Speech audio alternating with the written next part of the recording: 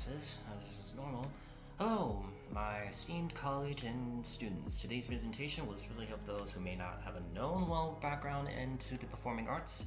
For many, basically, those who are not the quote-unquote theater kids like myself, and just in regards to how many people realizing how movies, some iconic TV shows has played a part in our lives in every single day through the acts of uses of persuasion, and what I've received from questions and answers that I've gotten from both theater professors, and I do want to at least try to have my own personal taste. So if when you ever do scan the QR code for this video, you would be able to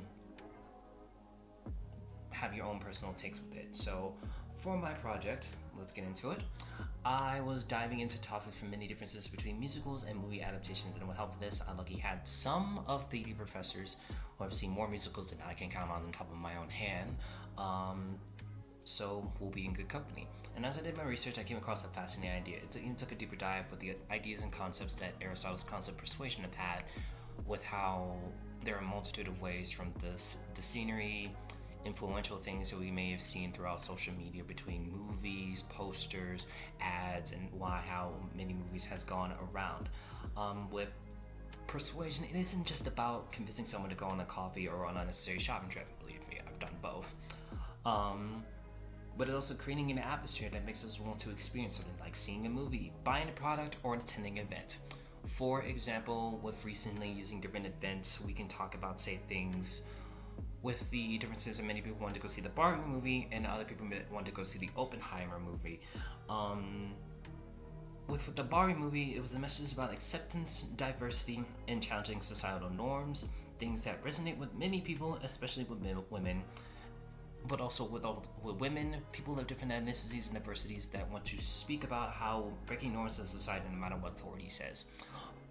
The main concept in subject for the Barbie movie was mainly focusing for women and how to break out against societal norms, because there have been a multitude of societal norms throughout history, even continuing today, that has been placed on women. So with that in mind, don't want to take more of your time. Let's get into doing the Q&A portion of the video and discussion. I will not really pause the video. It would give more like a sense of a wait in between to show in regards to questions and answers, but I also will give the answers that I got in from one of my theater professors. So let's get into it. Okay. So for question 1, as a faculty department of theater, can you name 3 to 4 differences you expect to see when a musical is adapted into film? For my own personal differences, as I do look this up, many people I've noticed that it's always the scene, the plot, the dialogue, the characters, because with both movies and musicals, there's a complete distinct differences, but it's never really explained. It has to be found throughout the movie itself. For one of my professors, Ms. Evangeline Jimenez, she said the differences between film adaptation and musical and the original theatrical productions on more technical side, because in the content making it fit for a shorter runtime. Original musicals that are unique to film adaptation that are not in the original theatrical production, and filming techniques unique to the medium. There are certain things you cannot do on stage because the ephemeral live in the medium theater, but it has the capacity to do things because of the technology that is being used. This would be including with close-up shots, montages, images, and all that and more. Throughout musicals, it's a rarity when you see of those said close-up shots, unless it was being lively recorded for many people who did not see. I believe the one time this happened was with the Hamilton musical and the first rendition of Wicked when Wicked was out. And I'm referring to the Broadway production. I'm not referring to the recent movie with Ariana Grande and Cynthia Erivo. If you guys have any other ideas or discussions, I would love to hear them. And by me, I mean the me that will be there April 5th that will talk about this set discussion in regards to the video itself about these questions. Give a couple minutes before we move on to the next one. Okay. All right. Going into the second question.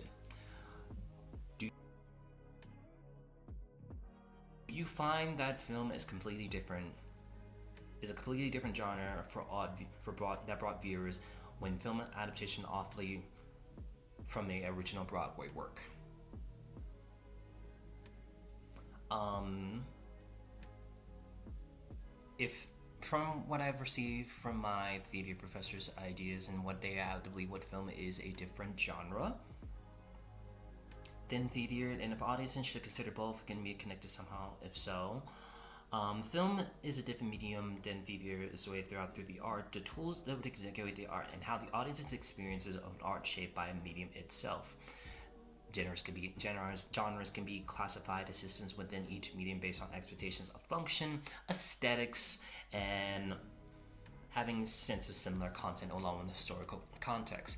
For example, for most musical productions, there is a lot of detailed work putting into it. For example, we have to understand more of the historical context of what the people are wearing, the plot, the reasoning, and all that and more. For example, I believe that most actors who are going to be doing multiple adaptations to certain theatrical musicals, I believe the actresses that played both the Good Witch and the Wicked Witch had to do their research behind the original score of the Wicked musical to ensure that they are having their historical contextual background of what they needed to say for the movie itself.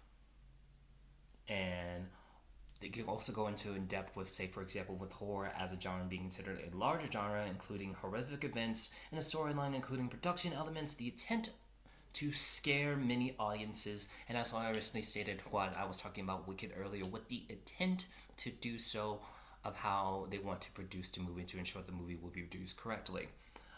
With going with the Wicked musical, you can tell how the story of two friends, Glinda the Good Witch and Elphaba, basically just being well known the Wicked Witch, because when I personally did see Wicked, I did not know that much about the personal story behind it. But when after I went to go see Wicked, it was very mundanely clear throughout the movie of how there are two distinct characters with two distinct points of view on how they see the world of Oz. So if you care to find me to the western sky, has someone told me lately, everyone deserves a chance to fly. And if I'm flying solo, at least I'm flying free. To those who ground me, take a message back from me. Tell them how I'm defying gravity. I'm a flying high, defying gravity, and soon I'll match them in renown.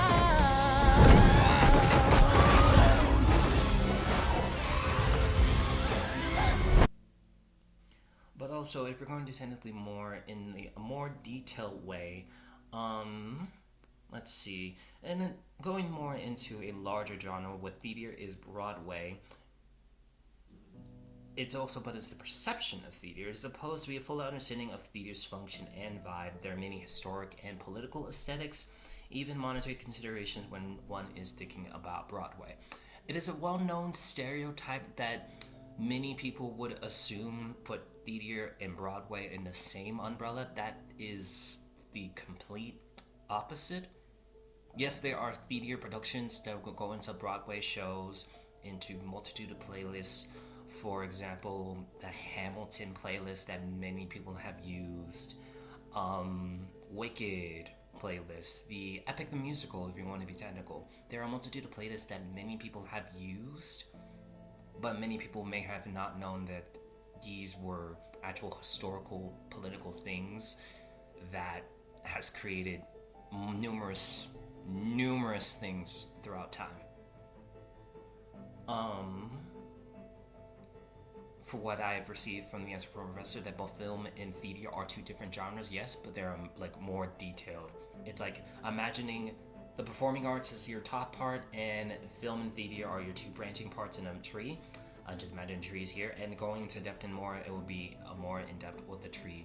I'll show that as well.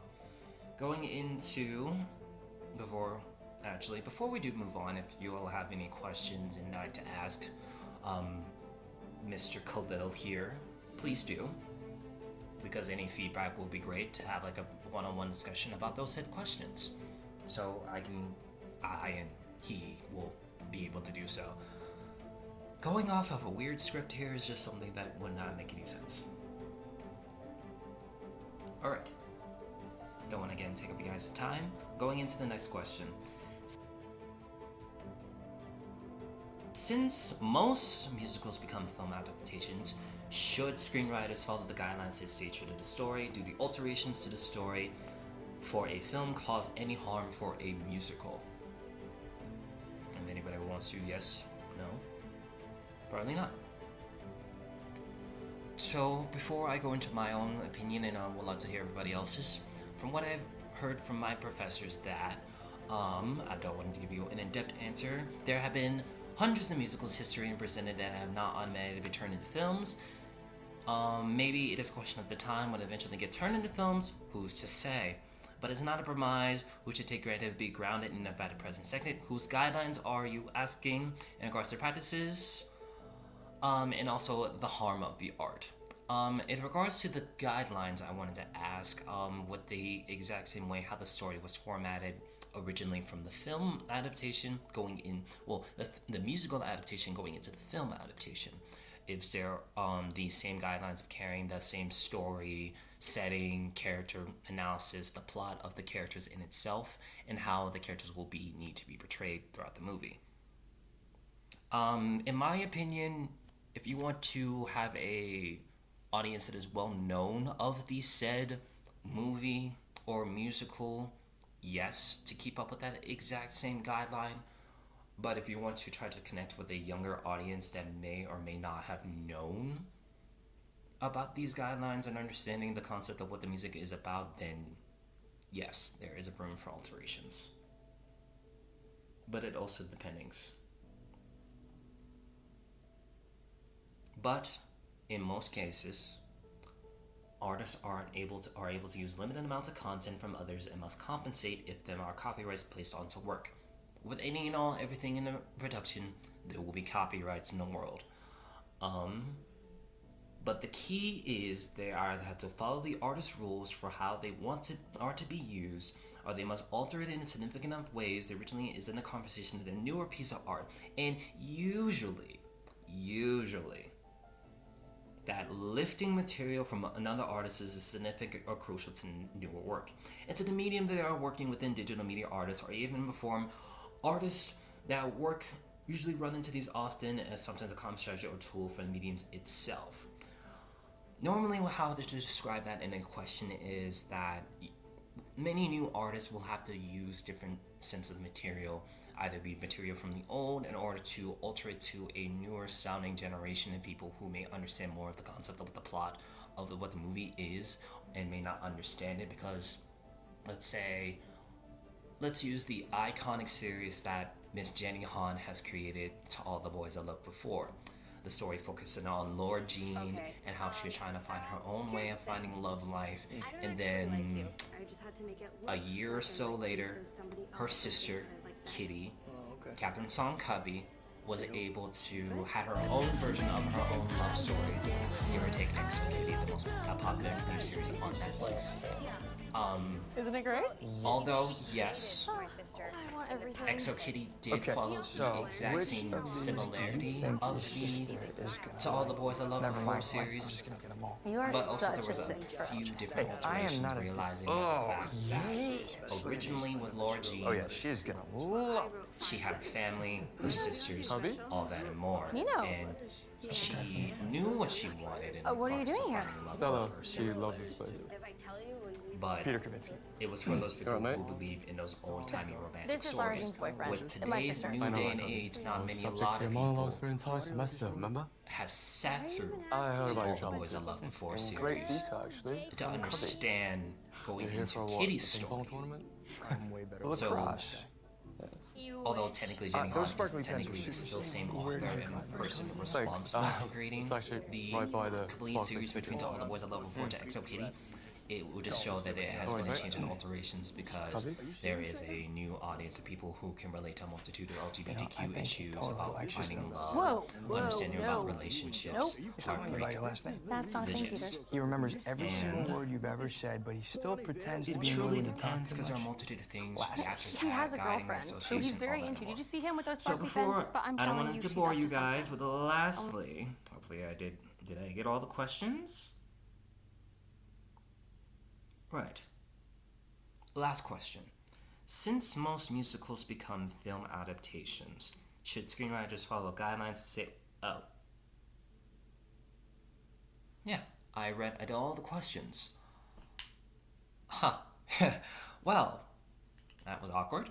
So, if you guys have any other questions, please give a rounding applause to Khalil for all of these. And I hope you guys enjoy the rest of the presentations, and thank you for coming by to watch my discussion. Have a good day now.